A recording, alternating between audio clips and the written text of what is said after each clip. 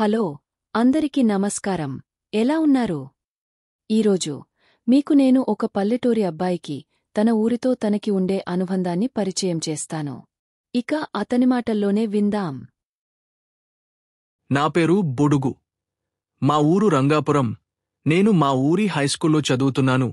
ఇక మా ఊరి కథలోకి వెళ్తే, నేను ఉదయాన్నే సూర్యుడికి నమస్కారం చెప్పి లేవడం, మనల్ని నిద్రలేపే కోడి కూతతో ఉదయాన్ని ప్రారంభించి, అమ్మమ్మకి ఉదయాన్నే కాస్త సాయం చేసి, మా ఊరి పొలం గట్టుకి వెళ్లి ఊరిలో పాడి పశువులను అలా చూసి వచ్చేవాణ్ణి.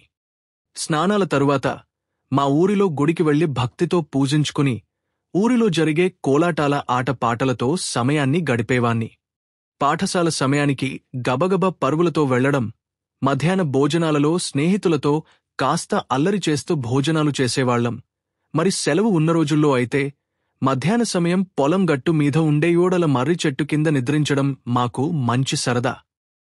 సాయంకాలం అలా అలా పూల తోటల్లో విహరిస్తూ సీతాకోక చిలుకల పలకరింపులు, కాలువ గట్టుల్లో చేసే స్నానాలు, చెరువు కట్టలపై చేపపిల్లలతో ఆటలు ఆడడం, సరదాగా మామిడి తోటలో మామిడి పళ్ళు కోయడం, ఊళ్ళో చేసే వడ్రంగి పనిముట్లు, కుండల తయారీ వింతగా చూడడం మాకెంతో ఇష్టం. ఊరి తిరణాల్లో స్నేహితులతో కొనుక్కునే చిరుతిండులు, సంక్రాంతి పండగకి తాతయ్యతో కలిసి వెళ్లే ఎద్దుల పోటీలు అంటే ఎంతో ఇష్టం.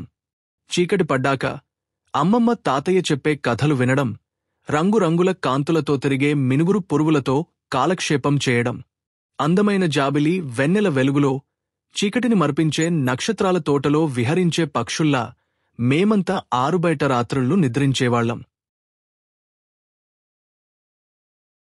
చూశారు కదా, మీ అందరికి కూడా బాల్యమంటే ఎన్నో అనుభవాలతో కూడిన ఆటలు, సరదాలు, ఆనందాలు, విభేదాలు ఉండే ఉంటాయి. మళ్ళీ మళ్ళీ బాల్యాన్ని గుర్తుచేసే స్నేహితుల కబుర్లు అటువంటివి ఎన్ని రోజులైనా మర్చిపోలేం కదా. బాల్యం అనే తీపి కాలాన్ని ఎన్నిసార్లు తలుచుకున్నా మధురంగా ఉంటుంది అనేది మా ఈ చిన్ని వీడియోలో ప్రయత్నం చేశాం. మీ అందరికీ నచ్చుతుందనే అనుకుంటున్నాము. మీకు మీ చిన్ననాటి అనుభవాలని మాతో కామెంట్స్ ద్వారా తెలియజేస్తారని కోరుకుంటున్నాం. మళ్ళీ కలుద్దాం.